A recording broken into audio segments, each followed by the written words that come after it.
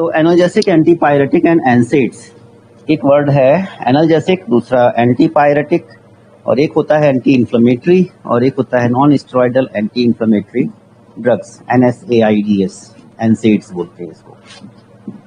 तो हम लोग अच्छा पहले थोड़ा सा एक ब्रीफ मैं आपसे जानना चाहता हूँ कि जब आपको बुखार होता है, when you are in a fever, जब आपको बुखार होता है या जब आपको बदन दर्द होता है या फिर जब आपको कहीं बर्निंग सेंसेशन, जलन होती है या जल जाते हो या चोट लग जाती है, तो तीनों में आपके माइंडसेट में क्या चीजें आती हैं?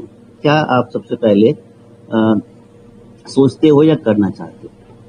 ये एक मिनट का समय हम देंगे आपको, और इस पर कुछ एक लाइन जो भी आप बोलना चाहें बोलिए।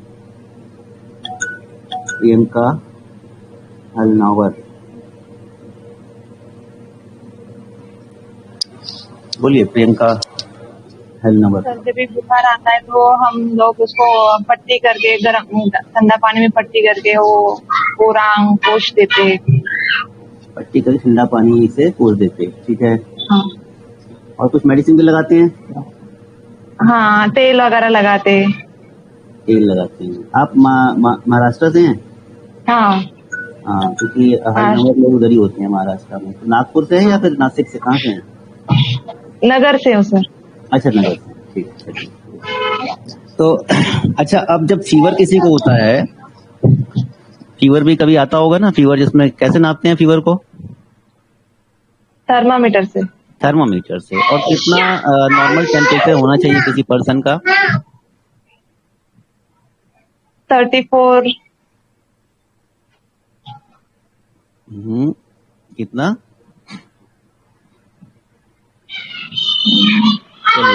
प्रियंका, थोड़ा सा अभी हम लोग डिस्कस करेंगे इसको, तो आपके जो सवाल हैं वो क्लियर होंगे चीजों को।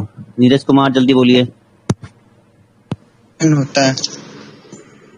क्या होता है? पेन होता है। 98 टेम्परेचर। 98? Yes sir. एग्जैक्ट 98 होता है normal temperature? Yes sir. Sorry, आपका सवाल जवाब गलत है। चलिए प्रशांत कुमार, बोलिए। 98.4। तो आपके तो कॉन्सेप्ट अभी बहुत डिस्टर्ब है। प्रशांत, जल्दी बोलो। 98.4 सर, और जो फ़ारेनहाइट में होता है 98.4 और सेल्सियस में होता है 37 डिग्री। 37 डिग्री सेल्सियस और 98.4 या 98.6 ये माना जाता है। 98.4 से सर 98.6। चलिए ठीक है। तो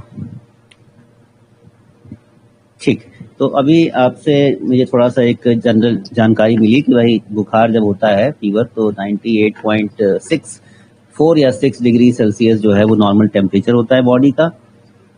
और नॉर्मल टेम्परेचर से अगर टेम्परेचर ऊपर हो जाता है, डिग्री फ़ारेनहाइट की बात की है, सेल्सियस की बात नहीं की। ध्यान रखिएगा कि नॉर्मल बॉडी टेम्परेचर अपना 98.6 डिग्री फ़ारेनहाइट होता है, ठीक है। फ़ारेनहाइट को F से लिखते हैं, डिग्री सेल्सियस को डिग्री C से लिखते हैं। तो फ़ारेनहाइट मतलब 98.6 डिग्री फ़ारेनहाइट से जब टेम्परेचर ऊपर चला जाता है तो इसको बोलते हैं फीवर की कंडीशन। और फीवर का मतलब होता है टेम्परेचर का बढ़ना। टेम्परेचर का बढ़ना मतलब पायरो का मतलब होता है आग, आग मतलब हीट, हीट मतलब पायरेटिक। तो पायरेटिक वर्ड क्यों आया? टेम्परेचर बढ़ने पर पायरेटिक वर्ड का हम लोग यूज करते हैं। एंटीपायरेटिक वो ड्रग्स होती हैं जो पायरेसिस को कम करती हैं, मतलब टेम्परेचर को लोअर कर देती हैं, कम कर देती हैं। तो पायरेटिक वर्ड को दिमाग में अच्छे से बैठा लीजिए। पहले एक काम कर लीजिए, pyretic is clear for you all. दूसरा वर्ड है, सबसे ऊपर लिखा है जो एनाल्जेसिक्स। तो एनाल्जेसिक, जैसे अभी प्रियंका ने बताया कि हम जब किसी को चोट लगती है तो पहले उसको साफ कर देते हैं, और साफ करने के बाद उसको वुंड को साफ कर देते हैं, उसके ऊपर पट्टी बांध देते हैं, या फिर कोई मेडिसिन लगा के उसकी हम लोग बैंडेज कर देते हैं। तो एनाल्जेसिया का मतलब होता है पेन होना, दर्द होना। जब चोट लगती है तो दर्द होता है, या जब हेडेक हो रहा होता है, तो सिर में सर दर्द हो रहा है या पेट दर्द हो रहा है, तो एल्जेसिया मतलब पेन हो रहा होता है। एनाल्जेसिक्स वो होते हैं जो उस पेन को खत्म करते हैं, कम कर देते हैं। एनाल्जेसिक्स, एल्जेसिया को कम करने वाले एनाल्जेसिया। तो एनाल्जेसिक्स वो होते हैं जो कि पेन को रिड्यूस करते हैं। और फिर बात आती है non steroidal anti inflammatory drugs. तो एंटी इंफ्लेमेटरी से पहले हम ये जान लें कि भाई इन्फ्लेमेशन क्या होता है ना। इन्फ्लेमेशन, अभी आप इसी में कंफ्यूज हो गए कि भाई फीवर को इन्फ्लेमेशन बोलना है, वुंड को इन्फ्लेमेशन बोलना है, या किस चीज को इन्फ्लेमेशन बोलना है। तो मैं 1 मिनट गूगल पे जरा ओपन करूंगा अभी आपके सामने।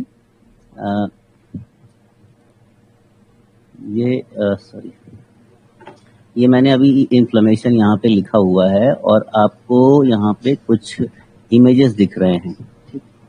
इसमें हम कोई एक इमेज खोल लेते हैं, जैसे कि ये वाला।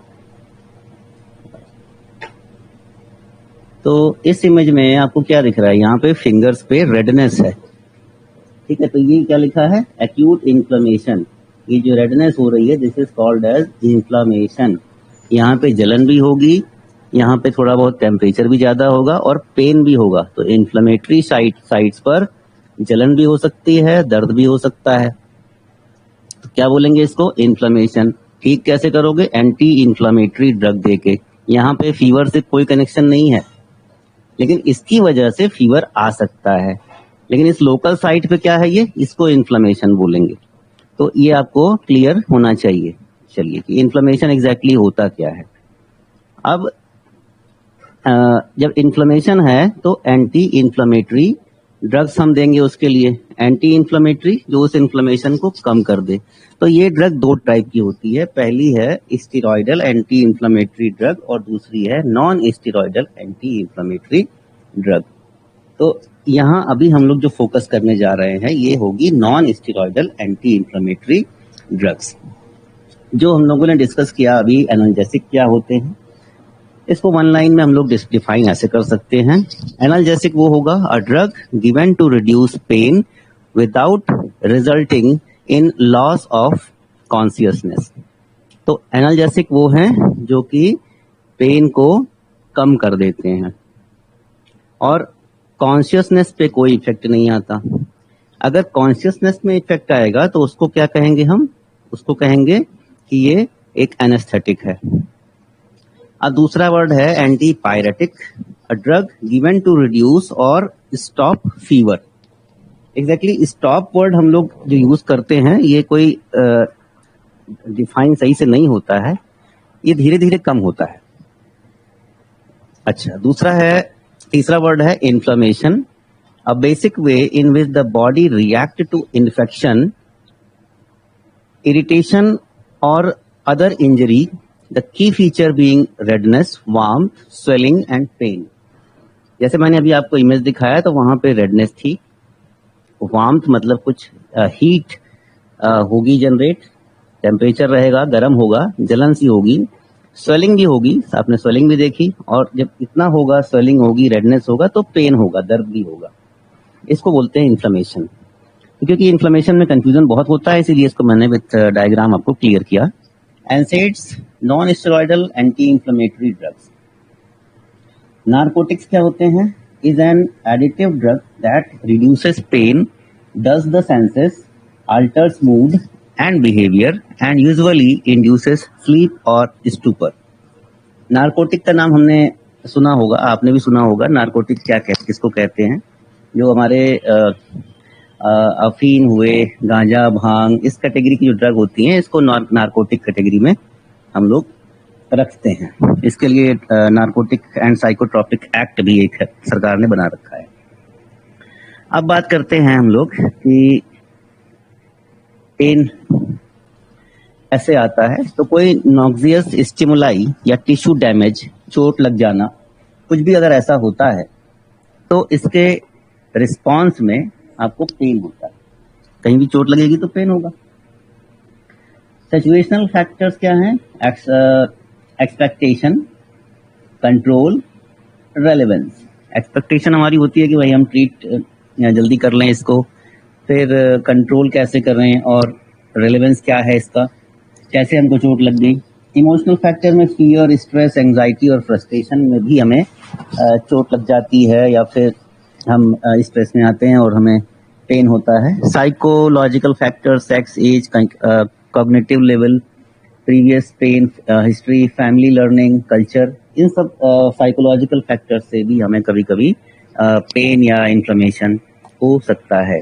अब एनाल्जेसिक ड्रग की जब बात करते हैं हम लोग, तो एनाल्जेसिक ड्रग्स नार्कोटिक हो सकती है, नॉन नार्कोटिक हो सकती है, एस्प्रिन एंड एनसेड्स हो सकते हैं, एडजुवेंट हो सकते हैं, ओपिएट्स और ओपियोइड्स। मतलब नार्कोटिक की दो कैटेगरी हैं, ओपिएट्स एंड ओपियोइड्स। ये यहाँ फोकस कहाँ करना है हमें, एस्प्रिन एंड एनसेड्स पर। तो नार्कोटिक को धीरे धीरे बाईपास करते जाएंगे हम लोग और नॉन नार्कोटिक पर पहुंचेंगे एनसेड्स पर। तो NSAIDs have antipyretic, analgesic and anti inflammatory activities. तीनों इफेक्ट आता है इसमें, ठीक है। तो जो एनसेड्स हैं इसमें हमें तीनों इफेक्ट मिलता है। कौन सा, एंटीपायरेटिक भी मिलेगा, एनाल्जेसिक भी मिलेगा और एंटी इंफ्लेमेटरी एक्टिविटीज भी मिलेगी। Not as effective as narcotic analgesic. तो नार्कोटिक से ज्यादा इफेक्टिव ये नहीं होते, लेकिन नार्कोटिक के इतने साइड इफेक्ट्स होते हैं कि हम नार्कोटिक को सब पेशेंट्स को नहीं दे सकते। Unlike narcotics, the site of action of NSAIDs is peripheral tissue. एनसेड का जो साइट ऑफ एक्शन कहाँ है, वो पेरिफेरल टिश्यू पर है, और नार्कोटिक का कहाँ है, ये सेंट्रल नर्वस सिस्टम पे होता है। तो include pyrazolone, phenylbutazone, indomethacin, ibuprofen. Profen का नाम तो सुना ही होगा आपने। तो आइबुप्रोफेन भी मतलब जो ड्रग है वो एनसेड कैटेगरी में आती है, और आप लोग इसको सीधी सीधी लैंग्वेज में पेन किलर बोलते हो। अब एनसेड के एडवर्स इफेक्ट क्या हैं? तो हम किसी को एनसेड देते हैं तो उससे क्या नुकसान हो सकता है, एडवर्स इफेक्ट क्या क्या हो सकते हैं? तो पहला है hyper sensitivity, allergy, asthma, gastrointestinal bleeding. ये पेट में अल्सर कॉज करते हैं। अगर हम ज्यादा किसी को पैरासिटामोल भी अगर दोगे या एस्प्रिन भी दोगे अगर किसी को बहुत ज्यादा, तो उसको पेट में ब्लीडिंग, अल्सर कॉज कर देता है। फिर प्लेटलेट का इनिबिशन करता है, कोआगुलेशन डिसऑर्डर कॉज करता है, सोडियम का retention, hypertension, cardiac failure, renal toxicity भी कॉज करता है, रीनल इम्पेयरमेंट, और जेंटामाइसिन थेरेपी में इंटरफियर करता है। हिपैटिक टॉक्सिसिटी भी कॉज करता है, और हिपैटिक मतलब लीवर के साथ भी इसका इफेक्ट बहुत अच्छा नहीं है। पहली ड्रग है हमारी एस्प्रिन। एस्प्रिन किस कैटेगरी में आती है? सैलिसाइलेट्स में आती है। सैलिसिलिक एसिड के डेरिवेटिव्स होते हैं। एसिटाइल सैलिसिलिक एसिड इसको हम लोग कहते हैं, ठीक है, एसिटाइल सैलिसिलिक एसिड या ASA, और नाम है इसका एस्प्रिन, ठीक है। तो नाम सुना भी होगा आपने, टीवी पे ऐड भी बहुत आता है ना, कि एस्प्रिन है, और इसको एस्प्रिन की डिस्पर्सिबल टैबलेट्स भी आती हैं। एस्प्रिन बहुत ही कॉमन ड्रग है, और ये हार्ट के भी पेशेंट्स को दी जाती है, ठीक है। तो एस्प्रिन एंटीपायरेटिक, एनाल्जेसिक और आपकी एंटी इंफ्लेमेटरी तीनों क्लास को बिलोंग करती है। और इसके स्ट्रक्चर की जब हम बात करते हैं तो यहाँ पे कैसे नहीं आ रहा है, जस्ट वेट।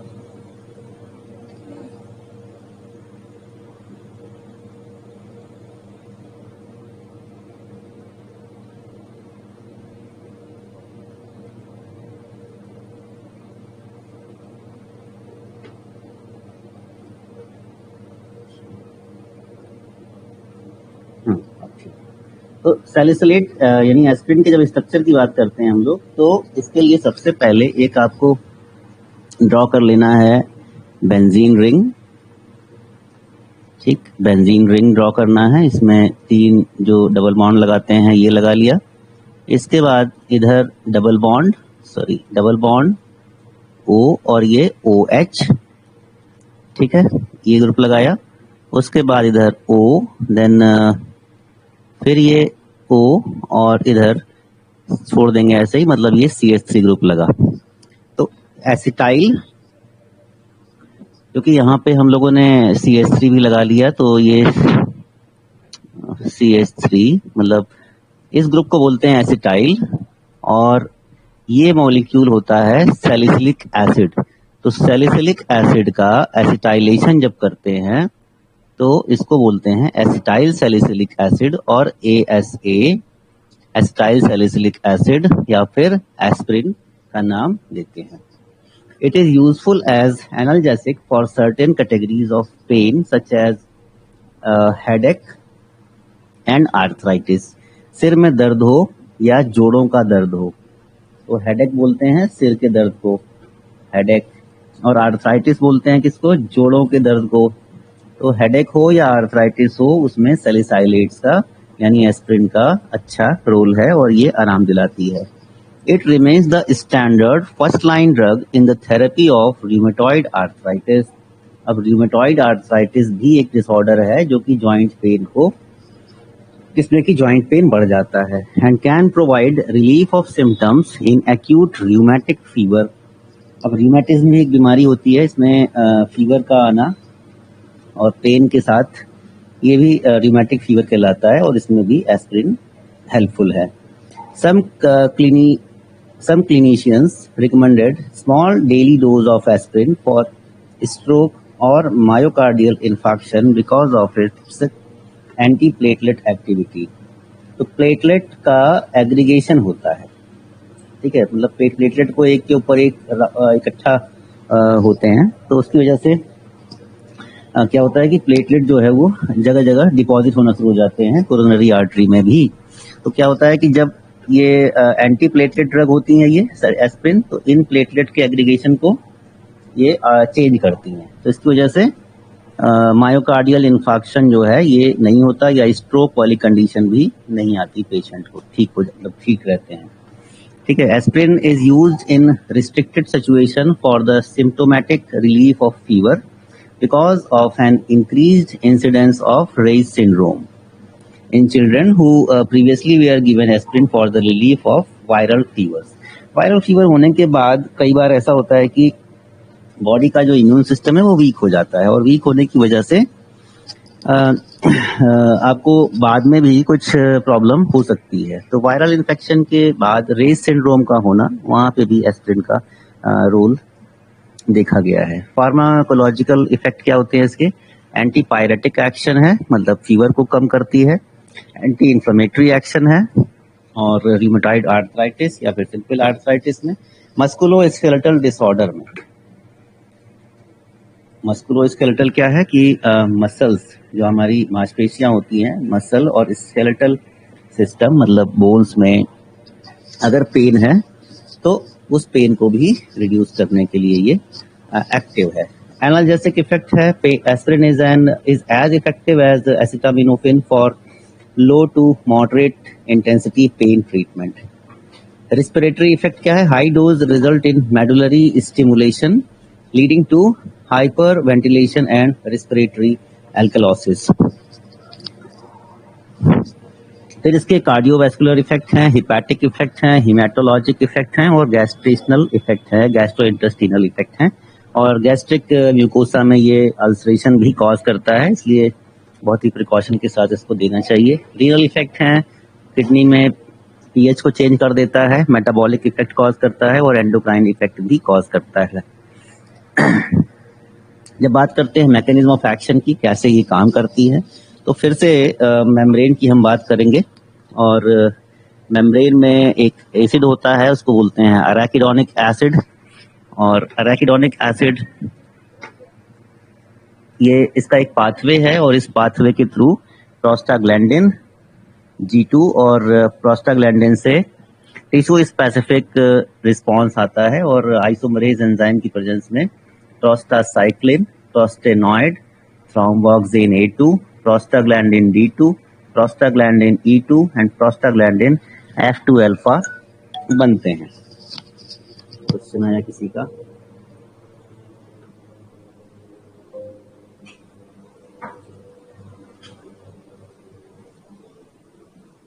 रवि कुमार बोलिए। रवि, हेलो।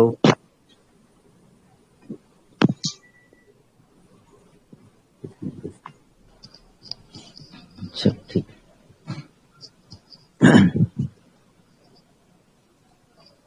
तो वापस आते हैं हम लोग, मैकेनिज्म ऑफ एक्शन की बात कर रहे थे, प्रोस्टाग्लैंडिन, और यहाँ पे prostaglandin, thromboxane, prostaglandin D2, prostaglandin E2 and prostaglandin F2 alpha, ये सब इनका फॉर्मेशन होता है और इन सब की लोकेशन यहाँ नीचे लिखी हुई है, बहुत डिटेल में आपको जाने की जरूरत नहीं है। जैसे कि प्रोस्टासाइक्लिन है, ये एंडोथीलियम, किडनी, प्लेटलेट, ब्रेन यहाँ पाया जाएगा। फिर platelet, vascular smooth muscle cell, macrophages kidney में, thromboxane A2, mast cells brain airways में, prostaglandin D2, brain kidney vascular smooth muscle cells और प्लेटलेट्स में prostaglandin E2, uterus airways vascular smooth muscle cells और eyes में prostaglandin F2 alpha present होता है। तो अब जब भी इन्फ्लेमेशन होगा या फीवर होगा तो प्रोस्टाग्लैंडिन्स की कॉन्सेंट्रेशन ज्यादा हो जाती है, मतलब एराकिडोनिक एसिड का डिग्रेडेशन बढ़ जाएगा। अब ये कॉक्स पाथवे हो चाहे लॉक्स पाथवे हो, मतलब साइक्लोऑक्सीजिनेज पाथवे हो या फिर लाइपोऑक्सीजिनेज पाथवे हो, दोनों पाथवे के थ्रू ये अलग अलग प्रोडक्ट्स को बनाता है। कॉक्स पाथवे के थ्रू प्रोस्टाग्लैंडिन का फॉर्मेशन होगा। प्रोस्टाग्लैंडिन, जहां भी इन्फ्लेमेशन है या फीवर है वहां पे प्रोस्टाग्लैंडिन की कॉन्सेंट्रेशन बढ़ जाती है। तो ये प्रोस्टाग्लैंडिन कह लीजिए कि एक तरह से मार्कर है। अगर हम प्रोस्टाग्लैंडिन कॉन्सेंट्रेशन को कम कर दें तो हमारा इन्फ्लेमेशन या फीवर ये या फिर जो पायरेसिस है, ये सारी चीजें जो है कम हो जाती हैं। ठीक है, तो कैसे कम होता है? हम जब इस कॉक्स पाथवे को रोक देते हैं,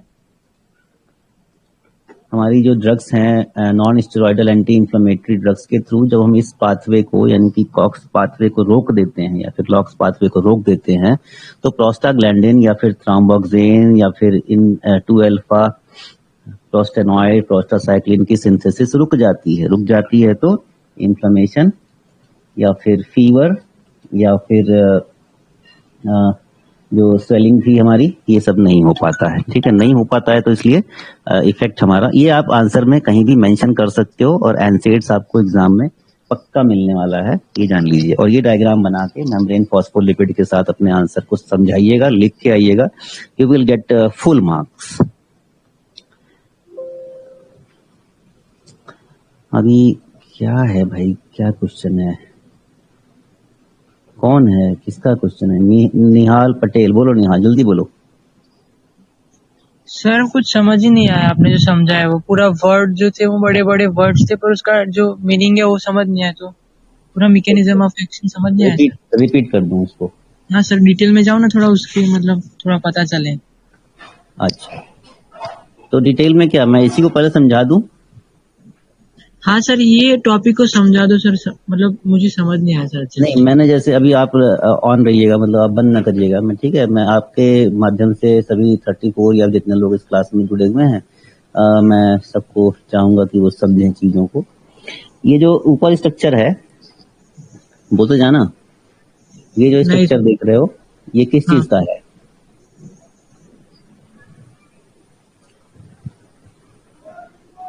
सर नहीं पता सर, मुझे समझ ही नहीं आया कुछ नहीं, अब आप वही बात करने चल रहा हूँ, समझ में क्यों नहीं आया? क्योंकि ये है मेम्ब्रेन फॉस्फोलिपिड, यानी कि ये जो हमारी प्लाज्मा मेम्ब्रेन होती है उसका स्ट्रक्चर है।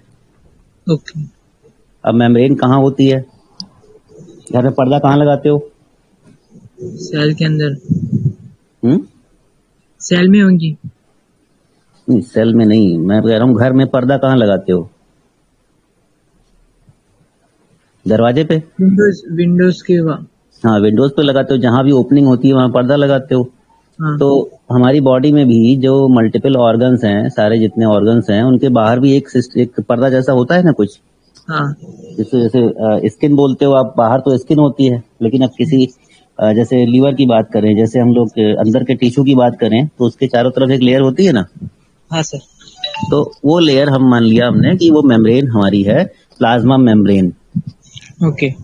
अब प्लाज्मा मेम्ब्रेन में जो इसका स्ट्रक्चर होता है इस टाइप का होता है, यहाँ पे लिपिड बाई लेयर होती है ये, और प्रोटीन भी होता है इसमें, लिपिड भी होता है, फॉस्फोलिपिड भी होता है, स्ट्रिंग को बहुत सारे लिपिड्स होते हैं इसमें। अच्छा। तो ये लिपिड हमारी जो है, मतलब पूरी बॉडी में ये मेम्ब्रेन हर जगह पाई जाती है।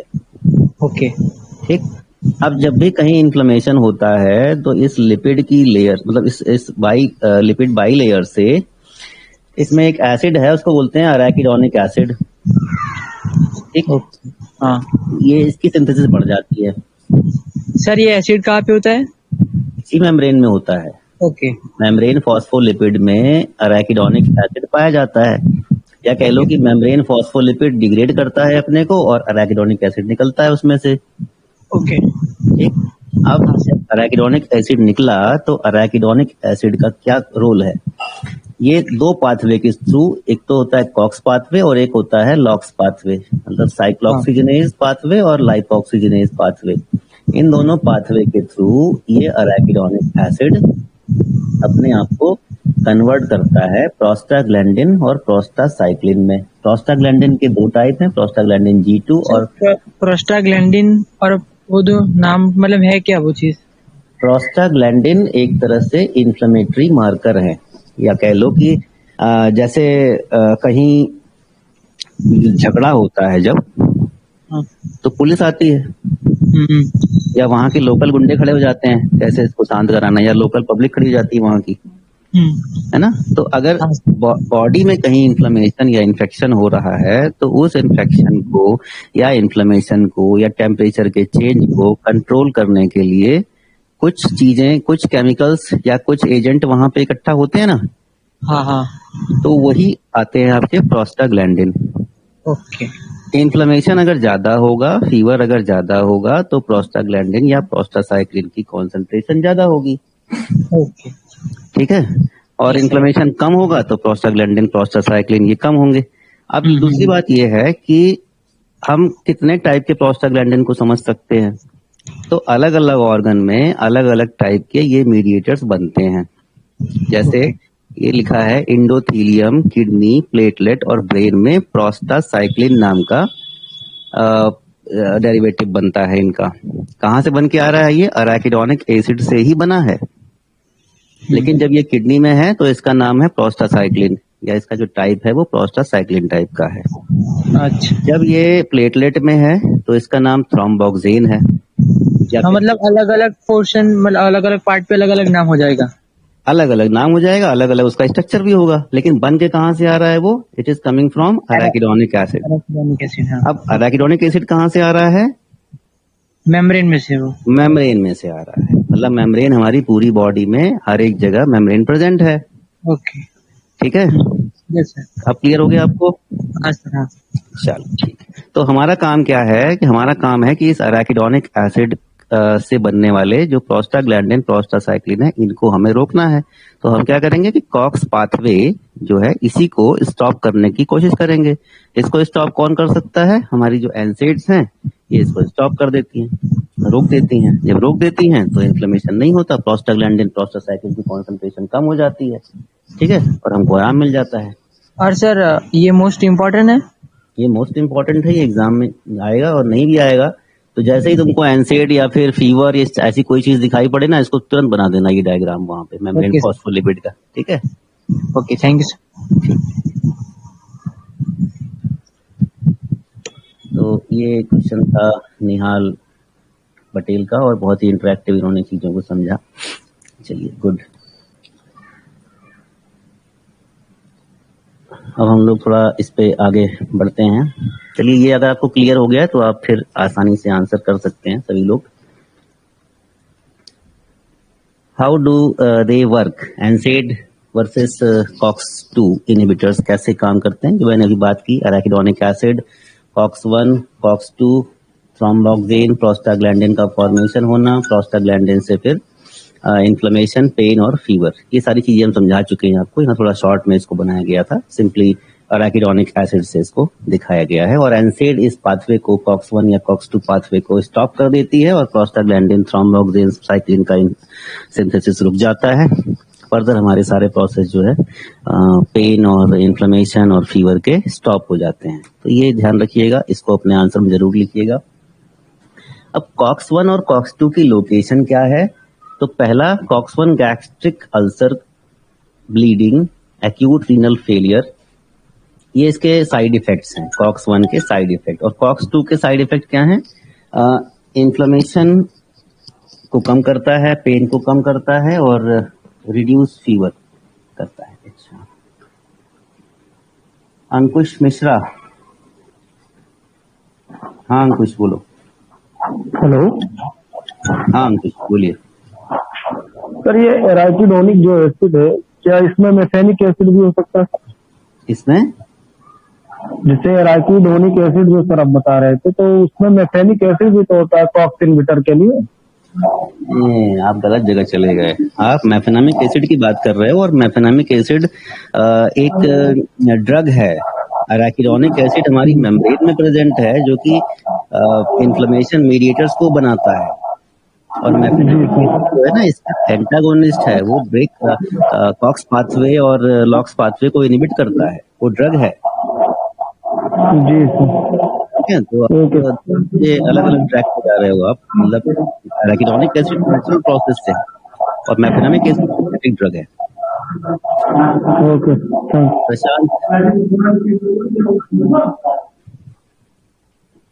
प्रशांत कुमार बोलो। जी सर, जैसे कि आप बताए हो कोक्स 1 और कोक्स 2 इनहिबिटर्स, तो सर कोक्स 1 में कौन कौन सी टैबलेट्स आ सकती हैं सर, किस प्रकार की? कॉक्स 1 इनहिबिटर, कॉक्स 2 इनहिबिटर्स ना। देखो जी सर। कॉक्स 1 और कॉक्स 2 दो तरह की होती हैं। इसमें कॉक्स 1 और मैं उसी की बात कर रहा था अभी, जो साइड इफेक्ट की बात कर रहा था ना, तो वही चलते हैं अभी। और इसमें जो ड्रग्स हैं जैसे कॉक्स 2 इनहिबिटर में आपकी आती हैं सेलेक्टिव कॉक्स 2 इनहिबिटर में इटोरिकॉक्सिब आती है, सेलिकॉक्सिब, रोफिकॉक्सिब तो बैन हो गई अब, और वेल्डिकॉक्सिब है। तो कॉक्सिब्स आती हैं कॉक्स 2 इनहिबिटर्स में, इसलिए उनका नाम भी है कॉक्सिब, है ना। Okay sir. रोफिकॉक्सिब, सेलिकॉक्सिब, वेल्डिकॉक्सिब, ये सब जितनी ड्रग्स आती हैं ये कॉक्स 2 इनहिबिटर्स होती तो हैं। सर ये किस लिए यूज हो सकती हैं sir? Pain killer. Pain killer. हाँ, और जो सर आप एस्पिरिन पढ़ाए थे, ये भी पेन किलर है सर? और ये पेन कॉक्स किलर किसमें है। होगी सर? देखो ऐसा है, आराम मिलने के लिए तो कॉक्सिब भी बढ़िया है, ठीक है। लेकिन एग्जाम में आपको जो आंसर लिखना होगा उसमें एस्पिरिन आपको एग्जाम में मिलने वाली है, तो एस्पिरिन आपको राइट करना है। इसलिए मैंने एस्पिरिन पे ज्यादा फोकस किया। कैसे इसका स्ट्रक्चर ड्रॉ करेंगे, कैसे इसको डिफाइन करेंगे, क्या क्या इसका रोल है, ठीक है, ये सब मैंने एस्पिरिन के बारे में बता दिया। यस सर, जैसा कि मैंने बुक में खुद से पढ़ा है, तो मेरे पास उसमें आइबू पैरा करके सर आती है, तो वो कोक्स 2 दिखाया, और जो अपनी सिंपल पैरासीटामॉल है ये सिंपल, तो उसमें दिखाया कि ये कोक्स 1 इन्वेट होती है सर, ऐसा कुछ? हाँ, देखो ऐसा है कि एक होती है बात सेलेक्टिविटी की, ठीक। सेलेक्टिविटी जैसे कि जब आप कहीं मार्केट जाते हो तो मार्केट से अपने घर जाते हो, लौटते हो तो अपने घर जाते हो, पड़ोसी घर नहीं जाते, है ना, सीधे अपने यहाँ जाते हो। जी। इसी तरह से कुछ ड्रग्स ऐसी होती हैं जिनको हम लोग टारगेट करके बनाते हैं। टारगेट का मतलब हुआ कि अब ये सीधे केवल और केवल कॉक्स 2 पर काम करेगी, कॉक्स 1 पे नहीं करेगी, तो उसको कहते हैं सेलेक्टिव कॉक्स 2 इनहिबिटर। दूसरी कैटेगरी होती है, सुनो पूरी बात सुनो, नॉन सेलेक्टिव कॉक्स 2 इनहिबिटर। तो नॉन सेलेक्टिव क्या होगी, वो कॉक्स 2 पे भी काम करेगी, कॉक्स 1 पे भी काम करेगी।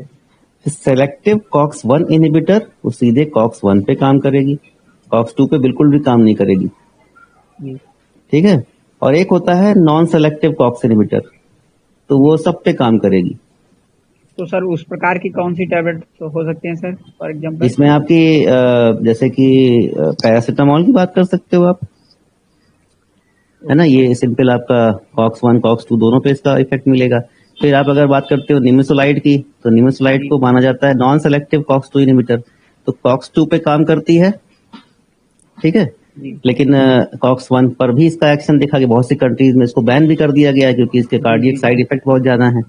तो सर एसाइक्लोफेनिक करके आते हैं सर, एसिक्लोफिनैक, जी सर, है ना, एसिक्लोफिनैक है, डाइक्लोफिनैक है, तो ये basically aryl propionic acid derivatives होते हैं।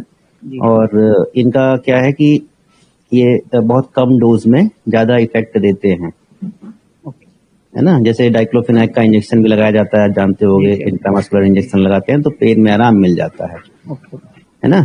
तो ये भी अच्छी ड्रग्स हैं, ये बेसिकली पेन किलर्स में आती हैं। ओके, ठीक है। और कोई सवाल आपका? नहीं सर, थैंक यू। आपके अच्छे क्वेश्चन थे, गुड। चलिए, और तो किसी का क्वेश्चन नहीं है। अच्छा, फिर मैं थोड़ा सा इसको और डिस्कस कर लेता हूँ पहले। तो कॉक्स 1 और कॉक्स 2 की हमने बात की, उसके बाद बात कर लेते हैं हम लोग, ये तो हो गया डिस्कस एराकिडोनिक एसिड का। एडजुवेंट ड्रग भी कभी कभी यूज होती हैं। एडजुवेंट क्या है कि हम पैरासिटामोल या फिर एस्प्रिन या कोई पेन किलर, इनके साथ में एंटी डिप्रेसेंट ड्रग को भी ऐड कर देते हैं, तो उससे एडिटिव इफेक्ट मिलता है। ठीक है, एंटी एरिथमिक ड्रग भी ऐड कर सकते हैं। कैफीन भी जो कि स्टिमुलेंट की तरह काम करता है, इसको भी ऐड कर सकते हैं। ठीक है, अब एक स्लाइड में और लेना चाहूंगा, इसमें non steroidal anti inflammatory drugs के बारे में थोड़ा सा और आपको चीजें क्लियर होंगी।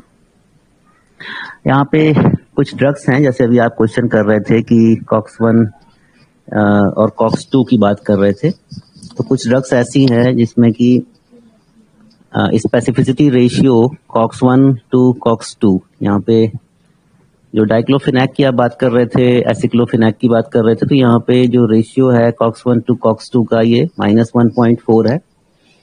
और पायरोक्सिकैम की बात करें तो यहाँ पे 250, मतलब दोनों तरफ काम करेगी। एस्प्रिन भी दोनों पे, सुलिंडैक दोनों पे। इस तरह से आइबुप्रोफेन भी 15% आपका स्पेसिफिक रेशियो यहाँ पर है।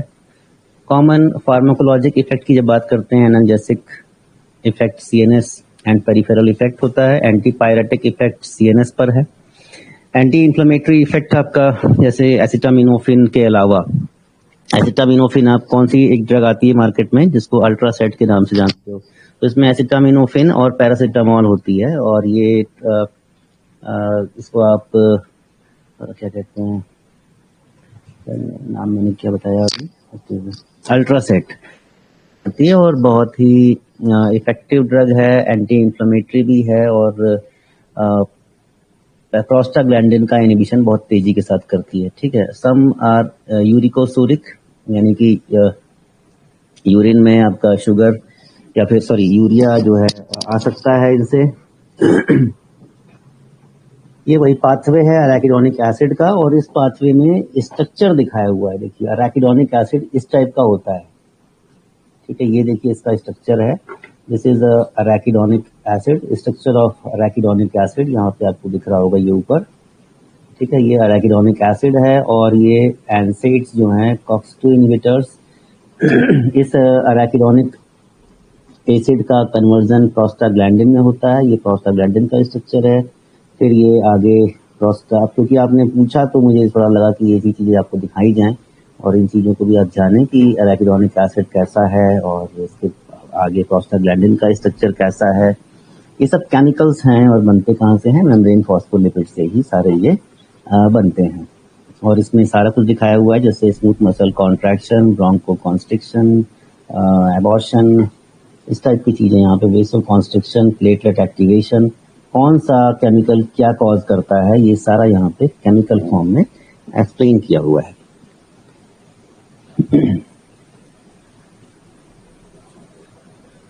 तो मेरा जो कहना है, प्लेटलेट का डिस्फंक्शन भी ये कर सकते हैं, और gastric and peptic ulceration and bleeding, मैं कई बार इसकी बात कर चुका हूं। जब भी हम लोग एनसेड की बात करते हैं तो आप गैस्ट्रिक अल्सरेशन, इनका साइड इफेक्ट जरूर लिखिएगा। They causes gastric ulceration and peptic ulceration with bleeding, inhibition of prostaglandin and other effects, acute renal failure in susceptibles, किसी की किडनी में अगर इशू है, कोई प्रॉब्लम है, तो उसमें किडनी में भी इशू क्रिएट कर सकती है ये दवाइयाँ। Sodium plus water retention and oedema, कुछ लोगों के दिमाग में ये होता है कि लाओ दर्द हो रहा है तो दवाई खा ही लेते हैं, तो एकदम फ्रीक्वेंटली दवाई नहीं खानी चाहिए, क्योंकि अगर पेन किलर की आप बार बार खा रहे हो तो हो सकता है आपको भी कोई लॉन्ग टर्म इशू क्रिएट हो सकता है, क्रॉनिक लेवल पर भी कोई प्रॉब्लम आ सकती है। बट अगर ऐसा है तो प्रिवेंशन में क्या कर सकते हैं कि intake of water, intake of fluid बढ़ा देंगे अगर, तो ये ड्रग्स एलिमिनेट होती रहेंगी और नुकसान कम होगा या नहीं होगा। एनाल्जेसिक नेफ्रोपैथी हो सकती है।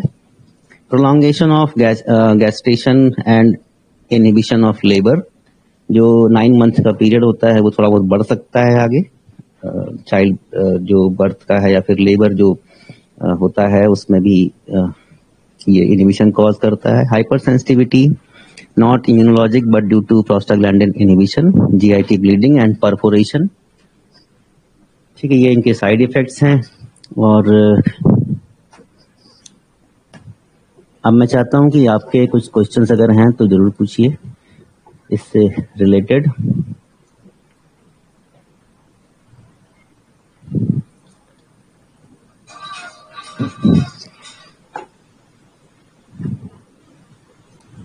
आज आपने कुछ अच्छे अच्छे क्वेश्चन पूछे, अच्छा लगा जवाब देके।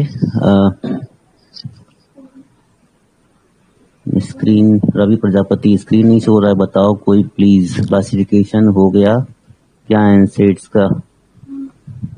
क्लासिफिकेशन ऑफ एनसेड्स, मैं ये कह रहा हूं कि अभी आपको पहले बेसिक्स क्लियर हुए कि नहीं इसके। मैं ये आपसे जानना चाहता हूं कि एनसेड के बारे में जितना आपको लिखना है, बार ग्राफ कैसे रीड करते हैं अशोक सिंह।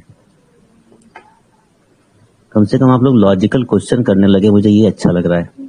अशोक सिंह बोलिए। Ashok ji sir, good evening. Good evening.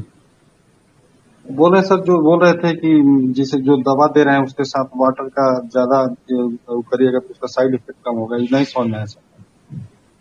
अच्छा, जैसे हम मेडिसिन लेते हैं तो ये क्या करते हैं, मतलब जैसे टैबलेट खाते हैं ना, तो एक बार पानी पी लेते हैं, मतलब, और दिन भर में हमारा जो पानी का इंटेक होता है वो कितना होता है?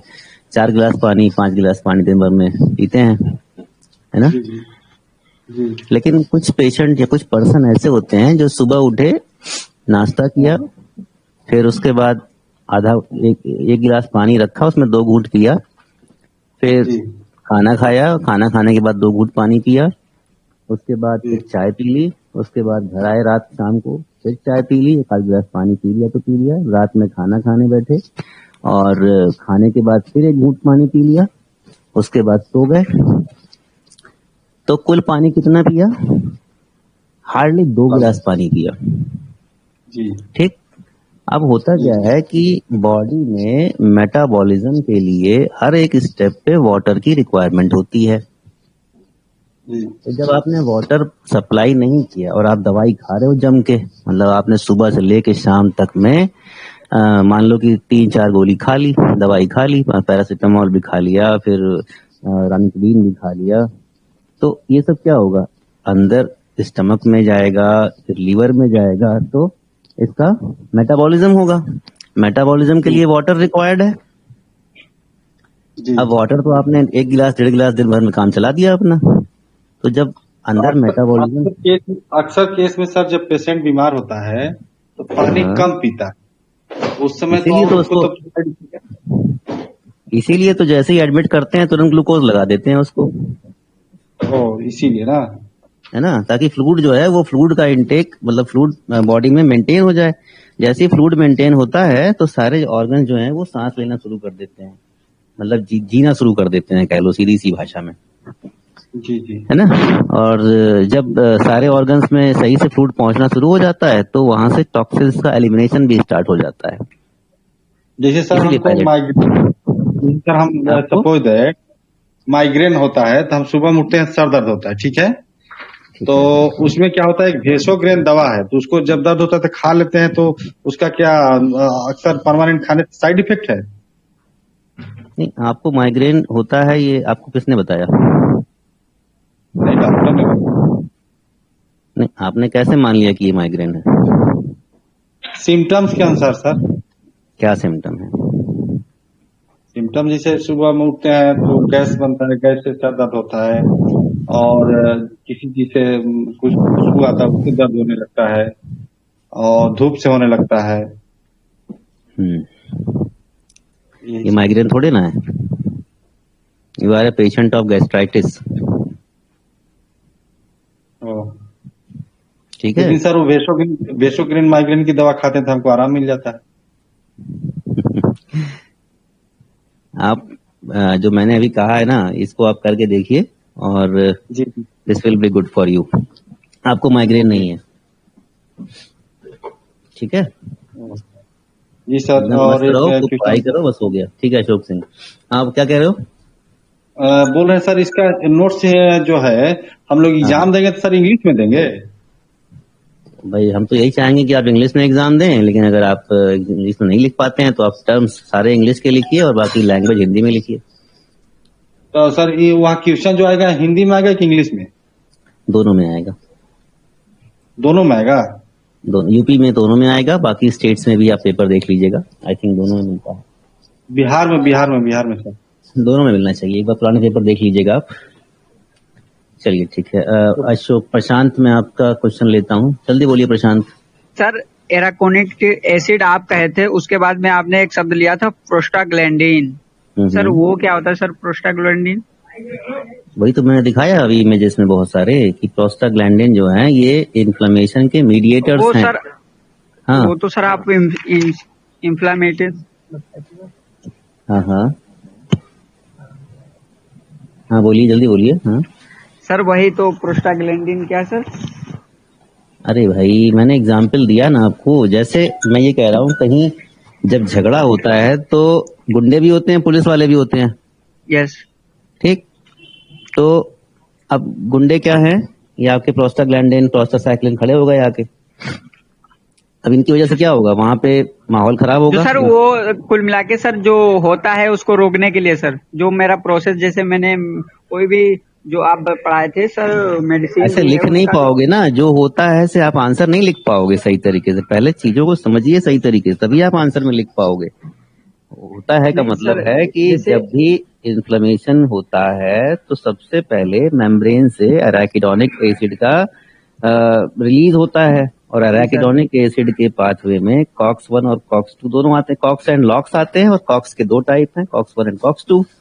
इनके through prostaglandin, prostacyclin, thromboxane A2 ये सारे बनते हैं, और ये अलग अलग ऑर्गन्स में इन्फ्लेमेशन या फीवर या टेम्परेचर का इंक्रीज ये सब कॉज करते हैं, ठीक। तो जब हम कॉक्स पाथवे को इनहिबिट कर देते हैं तो ये जो इन्फ्लेमेटरी मार्कर्स हैं ये रिड्यूस हो जाते हैं, इनकी कॉन्सेंट्रेशन कम हो जाती है, और हमें इन्फ्लेमेशन से या फीवर से आराम मिल जाता है। तो ये जब आप समझोगे ना तो आप सही तरीके से लिख पाओगे। अब क्लियर हुआ कि नहीं? जी सर क्लियर हो गया। तो प्रोस्टाग्लैंडिन कौन है? ये एक तरह से कह लो गुंडे हैं, और जो जो आपकी जो एनसेड्स हैं, दवाइयां हैं, ये पुलिस वाले हैं। ऐसे आप दिमाग में रखो तो कुछ भी करके याद रहेगा आपको, ठीक है। जी सर। चलो भाई, तो अमन लास्ट क्वेश्चन आपका लेते हैं। अब आपने COX-1 और COX-2 का जो ग्राफ दिखाया ना, वो एक्चुअली सही से समझ नहीं आया। जो ग्रीन वाला तो आप काइंडली वो एक्सप्लेन करेंगे? यस सर, अभी जो ग्राफ दिखाया था जिसका 240 250 के समथिंग जो लास्ट केमिकल ड्रग था। एक्चुअली क्या होता है, पहले ये समझो कि कुछ दवाइयां ऐसी होती हैं जो 100% COX-2 पे काम करती हैं, कुछ ऐसी होती हैं जो सर आप एक सेकंड वो ग्राफ खोलेंगे, ज्यादा अच्छे से समझेंगे। ठीक है, ठीक है।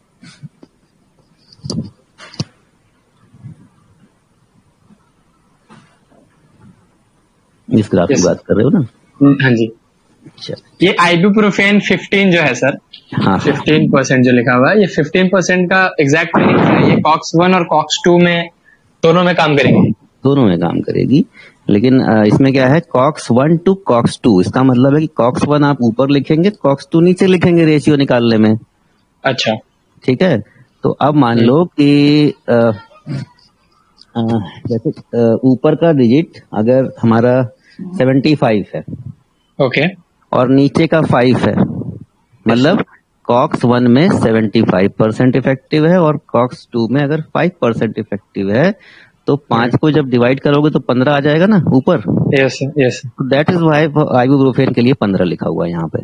अच्छा, ये एक्स एक्सिस पे जो है ये COX-2 का है, और वाई एक्सिस पे है जो ये केवल रेशियो लिया हुआ है, मतलब COX-1 अपॉन COX-2 की जो एक्टिविटी है पर्टिकुलर ड्रग की, इसका रेशियो यहाँ पर लिया है, ये लिखा है ना।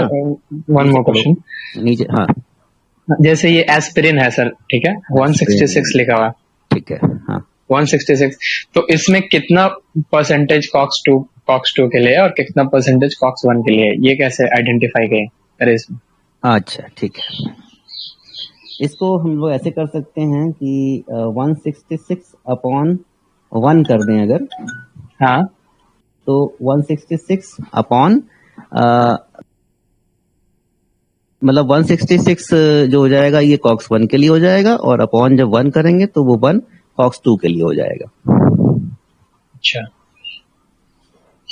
166/1 हाँ, तो मैंने 166/1 बाई 1 कर देंगे इसको। तो सर 166/1 करेंगे।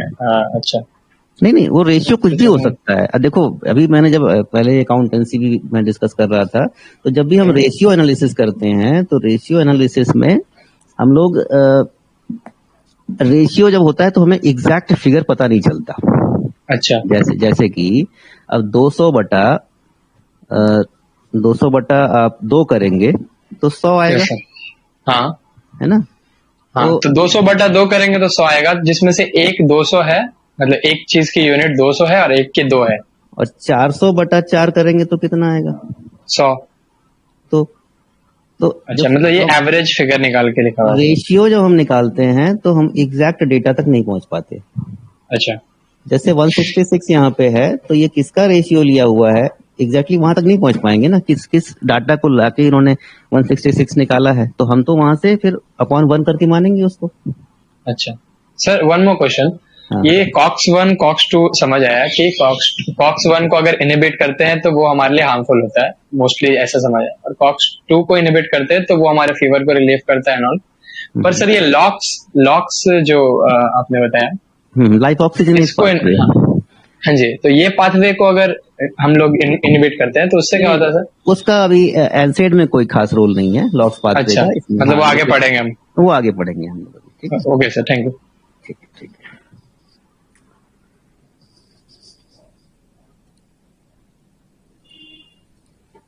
Very good. आज तो मुझे भी काफी अच्छा लगा, लोगों ने बहुत लॉजिकल क्वेश्चंस पूछे और इस ग्राफ को भी समझने के लिए आपने क्वेश्चन रेज किया, दैट इज वेरी गुड। मुझे भी अच्छा लगा बहुत, वेरी गुड। आलोक जल्दी बोलो भाई।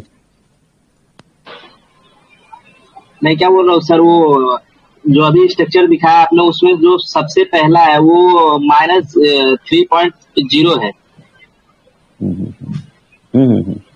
तो वो क्या हम लोग के बॉडी के लिए ज्यादा हार्मफुल होगा क्या ये वाला? नहीं होगा, ये रेशियो एनालिसिस है बेटा, केवल और केवल रेशियो एनालिसिस है, ठीक है ना?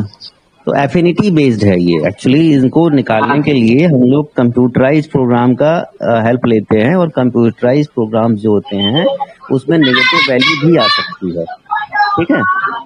तो देखो रेशियो में तो नेगेटिव वैल्यू होती नहीं है एग्जैक्टली। हाँ बोलो। ये डाटा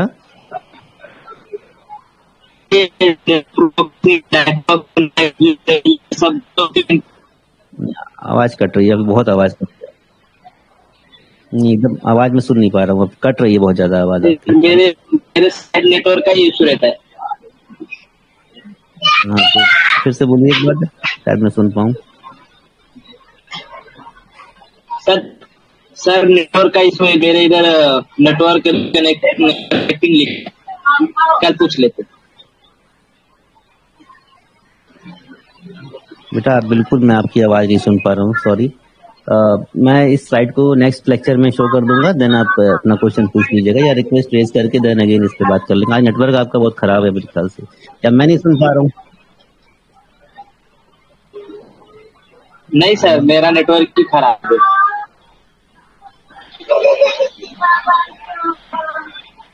नेटवर्क रिकनेक्टिंग दिखा रहा है ना। अच्छा हाँ तो चलिए। मेरे नेटवर्क में रिकनेक्टिंग दिखा रहा है, तो नेटवर्क की बहुत ज्यादा है, तो मेरा आवाज मतलब आप तक पहुंच नहीं पा रहा है। आप बोलिए, कुछ आवाज आ रही है आपकी साफ साफ, बोलिए। नहीं सुन पा रहे हो ना सर? नहीं आप बोलिए क्लियर है। हाँ नहीं सर, इधर नेटवर्क रिकनेक्टिंग लिखा हुआ है सर। अच्छा चलिए, तो आवाज पहुंच रहा है? आवाज आ रहा है, बोल सकते हो, अब क्लियर है आपकी आवाज। वही मैं बोल रहा था सर, ये नेप्रोक्सिन और ये डाइक्लोफेनाक जो है ये पेन किलर है, तो ये मतलब -1.4 जो है तो मतलब ऐसा लिखा हुआ है, और इधर आइबुप्रोफेन जो है ये 15% है, तो इसका मतलब क्या है? ये मतलब जो मैं बोलूं कुछ, हाँ सर बोलो ना। मैं ये कह हाँ रहा हूँ बोलिए कि सर। ये जो डेटा निकलता है ये हम लोग कंप्यूटराइज प्रोग्राम के थ्रू निकालते हैं, वहां पे रिसेप्टर एक्टिविटी को हम लोग कंपेयर करके निकालते हैं, ठीक है। तो जब कंप्यूटराइज प्रोग्राम में 0, minus, negative value, positive value सारी वैल्यूज होती है, ठीक है। तो इसीलिए यहाँ पे वैल्यूज आपको नेगेटिव में दिखाई दे रही हैं। नहीं मुझे लगा कि सर ये मतलब ये सब मेडिसिन इनहेल करने से हम लोग के बॉडी में कुछ होएगा, तो मतलब माइनस में है ना, इसलिए पूछा। नहीं नहीं नहीं नहीं नहीं ऐसा नहीं है। लेकिन हाँ एक चीज और है कि अगर हम एटमॉस्फेरिक चीजों को समझें, अगर हम जानना चाहें, जैसे कि डाइक्लोफिनेक से जितने भी जहां भी डाइक्लोफिनेक बनती है वहां पे वल्चर्स नहीं आते, मर जाते हैं। ये सुना होगा। हाँ सर वही ना। नहीं हाँ, तो डाइक्लोफिनेक जो है ये वल्चर्स को एकदम इनहिबिट कर देती है, वो एकदम खत्म कर देती है। तो अब बोलते हैं सर डायरेक्ट किडनी, और बोलते हैं सर ये मतलब डायरेक्ट किडनी पे भी मतलब अपना प्रभाव छोड़ता है।